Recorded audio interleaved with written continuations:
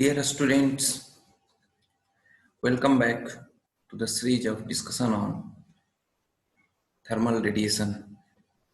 Today, let's start the discussion on the topic emission from real surfaces. So, we have studied about the black body and their characteristics, their different laws, and we came to know that black body is an ideal emitter.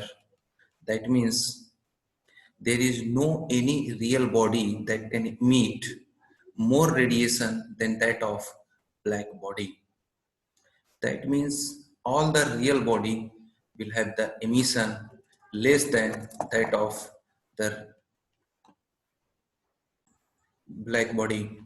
So the difference between these two are correlated by the term that is emissivity, which is defined as the ratio of the radiation emitted by the surface to the radiation emitted by the black body at the same temperature. That means जो real body है वो emit जितना करेगा radiation और उसी के temperature पे जो black body emit करेगा radiation दोनों का ratio को emissivity बोला जाता है. So radiation may be the spectral emissivity, it may be the directional emissivity, it may be the hemispherical, may be the total. So these are all terminology corresponding to that. There will be the different kind of emissivity. So let us first the dependency of the wavelength and direction, that is the spectral directional emissivity. How it is notated? It is in the notation each. Epsilon stands for emissivity, lambda stands for a particular wavelength, and theta stands for the directional. Means the spectral directional emissivity, which will be a function of wavelength and theta and phi direction as well as temperature. And the spectral directional emissivity of a surface which is maintained at temperature T will be defined as the ratio of the intensity of radiation emitted at a wavelength lambda and in the direction of theta and phi to the intensity of the radiation emitted by black body at the same value of lambda and T. यहाँ पे ये ध्यान देना होगा कि ये ratio है intensity का. कौन सा इंटेंसिटी? जो रियल बॉडी एक पर्टिकुलर लैम्बडा पे और एक पर्टिकुलर टेम्परेचर पे एक पर्टिकुलर डायरेक्शन में जो इमिट करेगा उसका, और ब्लैक बॉडी उसी गिवन लैम्बडा और टेम्परेचर के कॉरस्पॉन्डिंग जो इमिट करेगा. Here in the case of black body intensity में हम लोग डायरेक्शन की बात नहीं करते हैं. क्यों? क्योंकि black body is a diffuse emitter which is the independent of any direction of emission. So it can be mathematically it can be expressed as epsilon lambda t lambda theta phi t, that will be the intensity lambda e, that is the spectral intensity. कौन सा intensity? Corresponding to emission. The intensity can be corresponding to emission, corresponding to irradiation, corresponding to radiosity. So corresponding to emission वो spectral intensity which will depend on the lambda, temperature T, direction theta and phi. ये हो गया intensity emission corresponding to real surface. और उसके बजाय ratio कौन सा लेंगे? The emission at spectral emission intensity for the black body, which will only depend on the particular wavelength corresponding to that. जो spectral है तो उसी wavelength पे लेंगे और temperature of the body पे, ये direction पे depend नहीं करेगा. अब यही अगर हम टोटल एक पर्टिकुलर, ये जो हमने डिफाइन किया था स्पेक्ट्रल डायरेक्शनल एमिसिविटी, वो कौन सा? एक पर्टिकुलर वेवलेंथ पे. अगर हम सारे वेवलेंथ को एवरेज वैल्यू हम ले लेते हैं, then the same emissivity will become total directional emissivity. In the similar fashion, we can define the total directional emissivity, which is the ratio of the emissivity intensity for the emissivity for the in a particular direction, and the surface is maintained at a particular temperature, but for the all range of wavelength to the black body intensity emission at particular temperature. So this will be the total directional emissivity. Similarly, अगर हम emissivity को define करते हैं in terms of emissive power, then that is called as spectral emissive power, spectral hemispherical emissivity. हमने अभी तक दोनों spectral directional emissivity, total directional emissivity हमने इंटेंसिटी के रेशियो के टर्म में डिफाइन किया गया था, और अगर हम इंटेंसिटी के बजाय अगर हम इमिसिव पावर के रेशियो के टर्म में डिफाइन करेंगे, then that will be called as spectral hemispherical emissivity, and that will be the ratio of the spectral emissive power to the spectral emissive power corresponding to the black body, and we have the expression for that.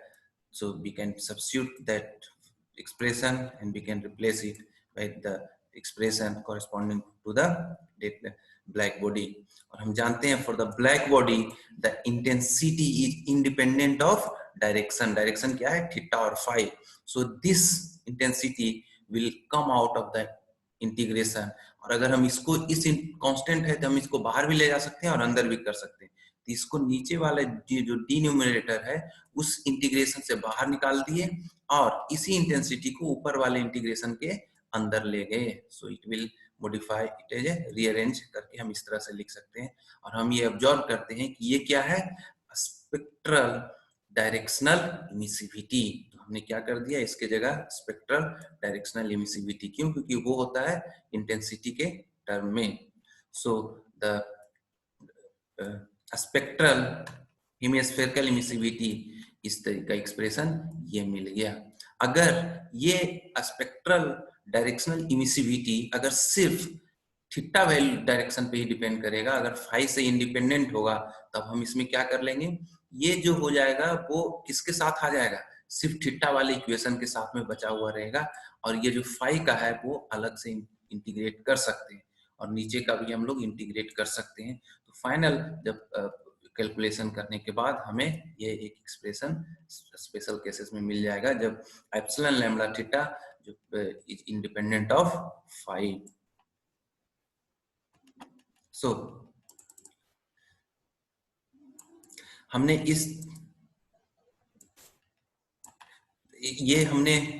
इस तरीके से हमने spectral hemispherical को हमने बनाया था, emissivity निकाला जो कि एक पर्टिकुलर वेवलेंथ पे है. सिमिलरली अगर हम हेमिस्फेरिकल इमिसिविटी जो एक पर्टिकुलर वेवलेंथ पे है, अगर इसको हम सारे वेवलेंथ पे निकालेंगे, that will be called as the total hemispherical emissivity. So again ये जो रेशियो होगा वो total emissive power for the real body at a particular temperature T to the black body emissive power at the same temperature.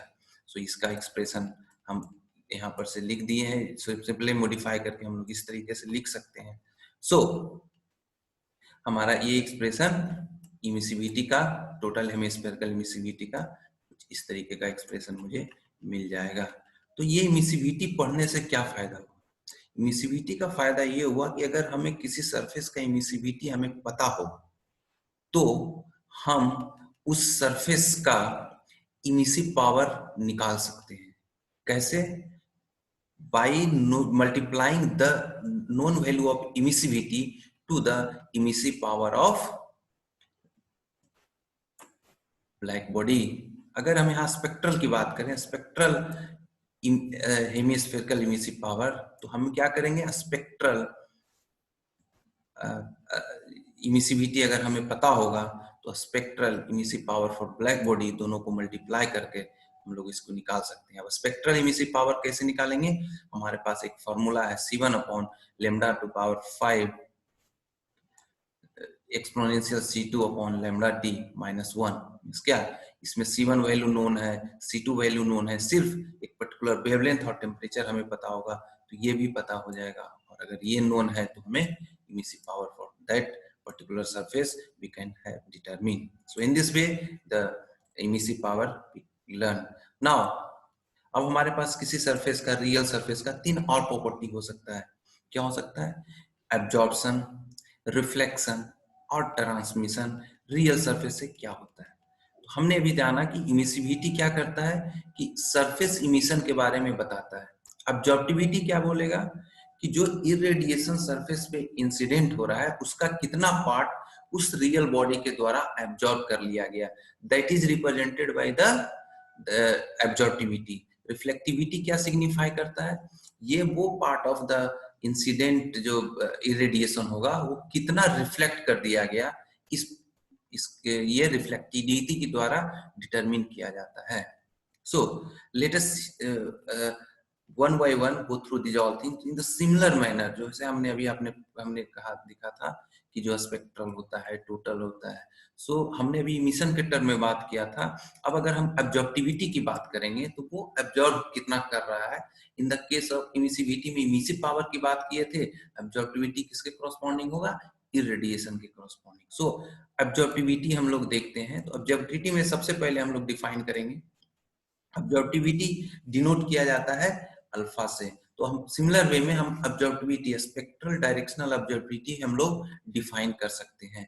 तो उसका notation क्या हो जाएगा, alpha lambda theta, which is the function of lambda, theta and phi. In the case of ये जो ऑब्जर्वेटिविटी होगा, ये lambda theta, lambda मतलब क्या हो गया spectral, theta means directional, alpha means absorptivity. इसका नाम होगा spectral directional absorptivity which will be the function of the wavelength and theta and phi direction. ये डिफाइन क्या किया जाएगा, ये वो पार्ट ऑफ द इरेडिएशन है जो एब्जॉर्ब कर दिया गया रियल बॉडी के द्वारा। सो टोटल कितना हुआ, कितना इंटेंसिटी जो हो रहा है वो इंसिडेंट हो रहा है और उसका कितना पार्ट एब्जॉर्ब कर लिया गया। यहाँ पे एक चीज ध्यान देने वाली बात है कि ये बॉडी टेम्परेचर पे नहीं डिपेंड कर रहा है, यानी ये जो ऑब्जर्वेटिविटी है that is not dependent on the temperature of the real body by which the irradiation is being absorbed. That's why we are neglecting the dependency of absorptivity on the surface temperature. So यहाँ temperature का function में नहीं आ रहा है।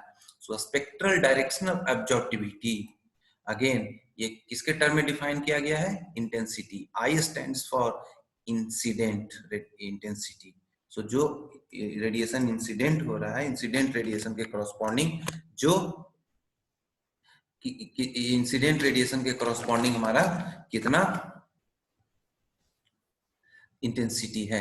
Similar way में spectral हो गया तो हम लोग स्पेक्ट्रल हेमिस्फेरिकल ऑब्जर्वेटिविटी भी डिफाइन कर सकते हैं।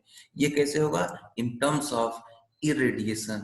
पिछला वाली इमिसिविटी के केस में हमने इमिसिव पावर के कॉरस्पॉन्डिंग किया था, ये इन टर्म्स ऑफ इरेडिएशन होगा। मतलब क्या हो गया, spectral irradiation upon total irradiation at a particular wavelength.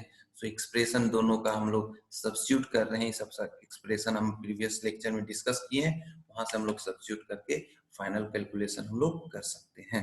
So this is the expression for that. तो यहाँ पे आपको एक ध्यान रखना है यहाँ पे कि अल्फा जो which is alpha lambda depends on the directional distribution of the incident radiation as well as on the wavelength of the radiation and the nature of absorbing surface। यहाँ पे याद रखिएगा ये जो स्पेक्ट्रल एब्जॉर्बिविटी है वो डिपेंड कर रहा है कि जो इंसिडेंट रेडिएशन है उसका डायरेक्शनल डिस्ट्रीब्यूशन किस तरीके का, रिमेंबर इंसिडेंट रेडिएशन का, और वो रेडिएशन किस वेवलेंथ पे है और सरफेस का क्या नेचर है जो ऑब्जर्व की, जिसके द्वारा ये रेडिएशन ऑब्जर्व किया गया है। इसमें कहीं भी जो ऑब्जर्विंग सरफेस है उसके टेम्परेचर पे ये डिपेंड नहीं कर रहा है। सो अगर यही diffused for the diffusely distributed incident radiation and alpha theta is independent of phi, अगर ये दोनों अजम्पशंस लेते हैं तो हमारा जो ये जो एक्सप्रेशन है वो सिंप्लीफाई होकर के इस तरीके से आ जाएगा। मतलब ये क्या है कि जो ऑब्जर्वेबिलिटी है वो एक 5 से इंडिपेंडेंट है और डिफ्यूज्ड डिस्ट्रीब्यूशन है। नेक्स्ट हम लोग टोटल हेमिस्फेरिकल ऑब्जर्वेबिलिटी भी निकाल सकते हैं। That will be the ratio of the that means the total कितना हो रहा है इरेडिएशन और कितना उसका पार्ट इसने बॉडी के द्वारा ऑब्जर्व कर लिया गया, इन दोनों रेशियो को हम लोग क्या बोलेंगे, टोटल हेमिस्फेरिकल एब्जॉर्प्टिविटी.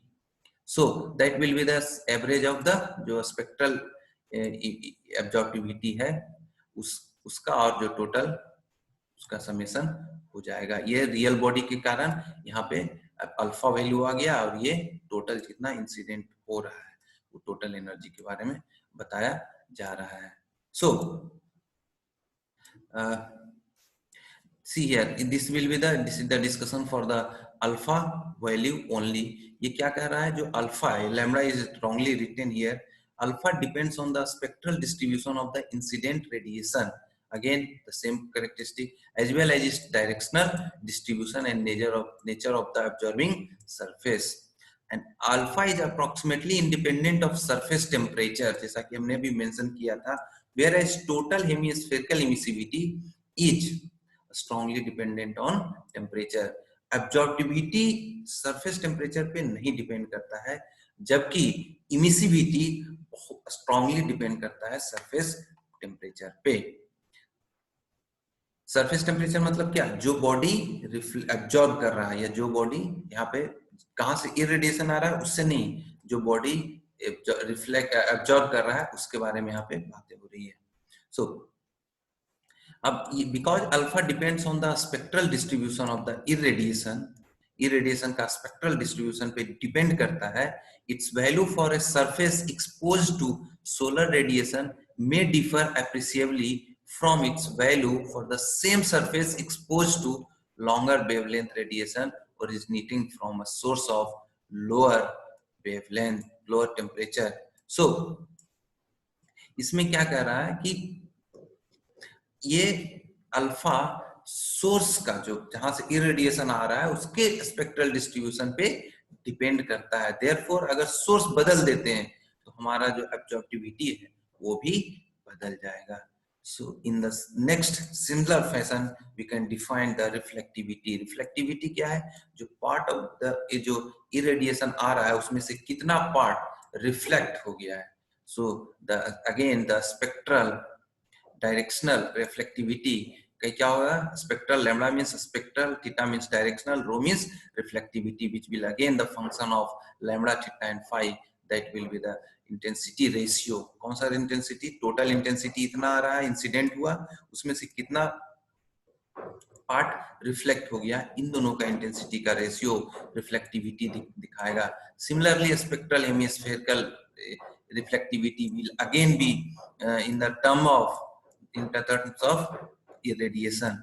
टोटल जो इरेडिएशन हो रहा है उसके रेट में होगा. सो रिफ्लेक्टिविटी एंड स्पेक्ट्रल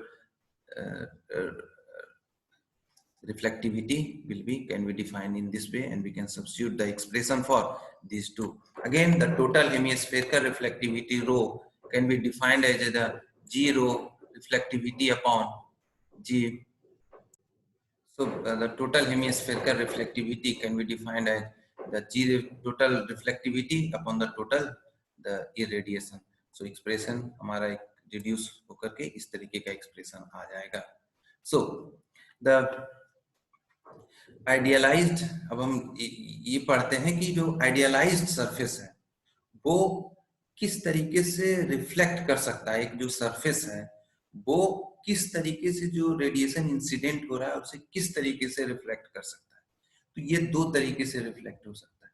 पहला एक ऐसा सरफेस होगा जो चाहे जिस भी डायरेक्शन से आए वो बिना उस एंगल ऑफ इंसिडेंट पे डिपेंड किए हुए सारे डायरेक्शन में अपने हिसाब से वो रिफ्लेक्ट करे. मतलब वो क्या हो रहा है कि सपोज अब अगर डायग्राम हम देखें तो ये एक सरफेस है जो कि इंसिडेंट एक पर्टिकुलर किसी डायरेक्शन में आ रहा है. ये जो ये इस डायरेक्शन में आ रहा है, ये हर एक डायरेक्शन में क्या कर रहा है, यूनिफॉर्मली रिफ्लेक्ट कर रहा है.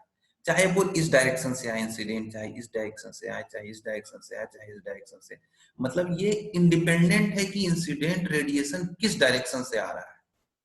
ये जो रिफ्लेक्ट करेगा वो इवनली करेगा, यूनिफॉर्मली करेगा हर एक डायरेक्शन में. ये बिहेवियर पाया जाता है जनरली रफ सरफेसेस, जब सरफेस रफ होगा तो इस काइंड ऑफ बिहेवियर मिलेगा। सो इस टाइप ऑफ सरफेस जो कि रफ में जनरली पाया जाता है, जिसमें कि इंसिडेंट रे या जो इंसिडेंट रेडिएशन हो रहा है उसके डिपेंड डायरेक्शन पे ये इंडिपेंडेंट होके ये हर एक डायरेक्शन में ये रिफ्लेक्ट करता है। So such kind of body is called as और surface is called as diffuse surface. Surface mainly है डिफ्यूज सरफेस। लेकिन अगर एक ऐसा सरफेस जो incident angle of incidence, angle of incidence क्या बोलते हैं, जो इस सरफेस के नॉर्मल से जो एंगल बनाएगा, जो रे जिस एंगल पे आएगा, that will be called as angle of incidence. ये अगर कोई ऐसा सरफेस जो जिस एंगल पे, जिस एंगल ऑफ इंसिडेंस पे ये आ रहा है उसी के बराबर के एंगल पे ये रिफ्लेक्ट करेगा। मतलब ये क्या हो रहा है, इसका जो रेडिएशन इधर आ रहा है लेकिन ये सरफेस इसी एंगल, सपोज ये θ1 पे आ रहा है तो ये θ2 इक्वल टू θ1 के डायरेक्शन में ही ये रिफ्लेक्ट करेगा और दूसरे डायरेक्शन में ये रिफ्लेक्ट नहीं करेगा। So such kind of surface is called as specular surface. ये जनरली अगर हाईली पॉलिश्ड या मिरर लाइक स्मूथ सरफेसेस होते हैं उनका कैरेक्टरिस्टिक्स इस तरीके का होता है। मतलब ये क्या हुआ, θ1 हो गया angle of incidence, θ2 is the angle of reflection. So ये angle of incidence will be equal to angle of reflection in the case of specular surface. So next we can have the similar discussion over the transmissivity. So in the case of the part of क्या हो जाएगा, अगर हमारा हम यहाँ पर से अगर हेमिस्फेरिकल इमिसिविटी की बात करते हैं तो again in the terms of एक ऐसा पार्ट ऑफ वो रेडिएशन जो ट्रांसमिट कर दिया गया है उसका रेशियो को हम लोग ट्रांसमिसिविटी डिफाइन करेंगे, which is denoted by tau. So again this is the spectral hemispherical emissivity, this is the total hemispherical emissivity. ये टोटल इरेडिएशन के कॉरस्पॉन्डिंग कितना ट्रांसमिट होता है, इसमें क्या होगा स्पेक्ट्रल इरेडिएशन के कॉरस्पॉन्डिंग कितना पार्ट, उसका कितना पार्ट ट्रांसमिट किया गया है।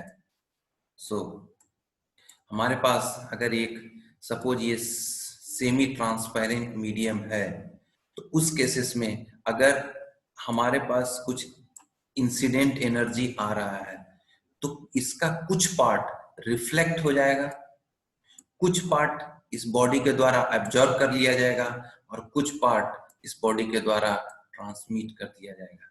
अगर टोटल इरेडिएशन हो रहा है जी लैम्बडा तो किसका कितना पार्ट रिफ्लेक्ट हो गया, सपोज जी लैम्बडा रिफ्लेक्ट पार्ट, जी लैम्बडा एब्जॉर्ब कर लिया गया, जी लैम्बडा ट्रांसमिट कर दिया गया। Therefore, this G lambda will essentially will be equal to the summation of G lambda reflection, G lambda absorption, G lambda transmitted. So we can mathematically we can write down like this one. If we can divide it by on both side by G lambda, so it will become in the left side G lambda upon G lambda is equal to 1, and it will become G lambda reflection upon G lambda. So it will become the rho reflectivity, and this will become G lambda absorption upon G lambda. This will become the absorptivity, and this will become transmittivity. So the summation, all the reflectivity, absorptivity, transmissivity will become 1. So this relation we got for the semi-transparent medium. So for the semi-transparent medium, we have the relation for rho lambda plus alpha lambda plus tau lambda. This is the spectral value. Now in the terms of total reflectivity, total absorptivity, total transmissivity, again the summation will be the same. So in the if the medium is opaque, in the case of opaque the transmissivity is 0. That means the summation in this equation, that this terminology will become 0, this will become 0. So the for the transmissivity, when the medium is opaque, the equation will modify like this. So next we can study about the Kirchhoff's law. What it says, what is the Kirchhoff's law? So let us consider a large cavity. A large cavity which is whose internal surface is maintained at Ts that can be approximated as a black body. इसको हम लोग black body मान सकते हैं क्योंकि हमने जो experimental method हमने अडॉप्ट किया था कैसे ब्लैक बॉडी को बनाया जाता है उसके अनुसार अगर लार्ज कैविटी है जिसका इंटरनल टेम्परेचर Ts मेंटेन करते हैं तो वो black body कहलाएगा. So this is the equivalent of the black body which internal surface is suppose Ts is maintained. So we can say it as a black enclosure.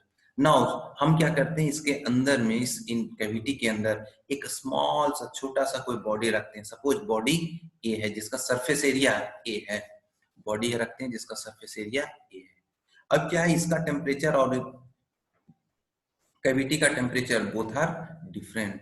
तो ये दोनों एक दूसरे से हीट ट्रांसफर करते रहेगा. कब तक? जब तक कि both body will be come into the equilibrium. ये क्या है? रियल बॉडी और ये ब्लैक बॉडी की तरह काम करेगा. So we can say it as a black body. So ये दोनों इक्विलिब्रियम में आ गया. जब इक्विलिब्रियम में आएगा तो कंटिन्यूअसली क्या होगा? इसका अगर इक्विलिब्रियम में आ रहा है इसका मतलब ये टेम्परेचर दोनों सेम है. इसका टेम्परेचर टाइम के साथ चेंज नहीं कर रहा है. इसका ये मतलब है कि जो भी इसके पास एनर्जी आ रहा है बाय द रेडिएशन उतना ही एनर्जी इससे वापस जा रहा है. तो इस बॉडी के अंदर कितना एनर्जी आएगा? इसके पास वही एनर्जी आएगा जो बाहर से इस पे इंसिडेंट होगा. उसका भी पूरा एनर्जी नहीं, उसका वो पार्ट जो ये अपने बॉडी के अंदर समा देगा. तो जो एनर्जी बाहर से इंसिडेंट हो रहा है that is called as irradiation. So the irradiation will be G part हो रहा है. टोटल एनर्जी इसके पास G आ रहा है. लेकिन इसका कौन सा पार्ट इसके अंदर जा रहा है? ओनली अल्फा पार्ट जा रहा है यानी अल्फा टाइम्स G जो एब्जॉर्ब पार्ट है इरेडिएशन का. That means alpha time G जा रहा है. अल्फा टाइम G जा रहा है. अब क्या हो रहा है? इस बॉडी के द्वारा कितना एनर्जी छोड़ा जा रहा है? ये वो ही एनर्जी इसके द्वारा छोड़ा जा रहा है. बॉडी से कितना एनर्जी निकल रहा है? जितना ये इमिट कर रहा हो. तो ये कितना एनर्जी इमिट करेगा? Corresponding to emission. तो सपोज ये बॉडी इमिट कर रहा है E. ध्यान रखा जाए कि ये G का वो पार्ट जो रिफ्लेक्ट हो रहा है वो हम इक्विलिब्रियम को अफेक्ट नहीं करेगा. क्यों? क्योंकि G का वो पार्ट आया वापस रिफ्लेक्ट होके चला गया. वो बॉडी के इक्विलिब्रियम में कोई कंट्रीब्यूशन नहीं करेगा.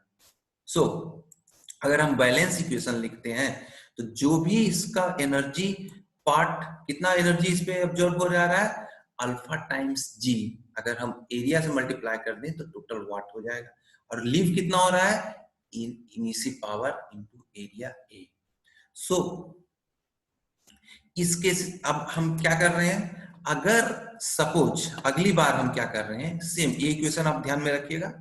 अब अगली बार में हम क्या कर रहे हैं? ये जो बॉडी रियल बॉडी था अब हम इसको हटा करके ये जो बॉडी छोटा वाला बॉडी था अब हम वो रियल बॉडी नहीं रख करके हम एक ब्लैक बॉडी यहाँ पे रख देते हैं. अब हम इसमें क्या कर रहे हैं? ब्लैक बॉडी रख ले रहे हैं. फिर दोनों इक्विलिब्रियम में आएगा. फिर सिमिलर एनर्जी इसको अगर इक्विलिब्रियम में है तो जितना इस पे एनर्जी एब्जॉर्ब हो रहा है उतना ही एनर्जी ये रिफ्लेक्ट होगा. जितना ही एनर्जी वो इमिट करना चाहिए. तो बताओ इस पे अगर टोटल रेडिएशन कितना हो रहा है? G हो, इरेडिएशन आ रहा है. अगर ये ब्लैक बॉडी है तो कितना एब्जॉर्ब कर लेगा? G का G कर लेगा. अब इमिट कितना करना चाहिए? तो ही E के बराबर इमिट कर रहा है. अगर हम एरिया का मल्टीप्लाई करके बात करें तो कितना ये ले लेगा? G into A. और इमिट कितना कर रहा है? E into A. So G into A must be equal to E into A. कब? जब ये ब्लैक बॉडी है. पहला केस में ये ब्लैक बॉडी था लेकिन ये रियल बॉडी था. दूसरा केस में हमने क्या बोला? ये तो ब्लैक बॉडी है, ये भी हमारे पास ब्लैक बॉडी मिल गया. सो अगला जो इक्वेशन हमें मिल गया वो क्या मिल गया?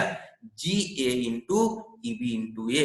अब अल्फा का वैल्यू यहाँ पे क्या हो गया? 1 क्योंकि ये ब्लैक बॉडी है. अब इन दोनों को हमने क्या कर दिया? रेशियो ले लिए. तो हमें क्या मिल जाएगा? दोनों का रेशियो ले लेंगे तो लेफ्ट हैंड साइड में GA कैंसिल हो जाएगा तो alpha will become A cancel हो जाएगा E upon EB. Alpha will become E upon EB. क्या मिल गया? एक alpha equal to E upon EB. अब आपको ध्यान होगा E अपॉन EB क्या है? ये emissive power for the real surface. और EB क्या है? Emissive power for the black body. ये कौन सा था? यहाँ जो इसमें जो इमिशन हो रहा था वो किसके द्वारा हो रहा था? जब हमने बॉडी को रियल बॉडी माना था। और ये इमिशन किसके हो रहा है? जब हम छोटा वाला बॉडी को ब्लैक बॉडी रखे थे। तो E upon EB. E upon EB is nothing but the definition of emissivity. So हमारे पास इस इक्वेशन से हम जानते हैं कि E upon EB is the epsilon emissivity. So alpha इस दोनों इक्वेशन से क्या मिल जाएगा?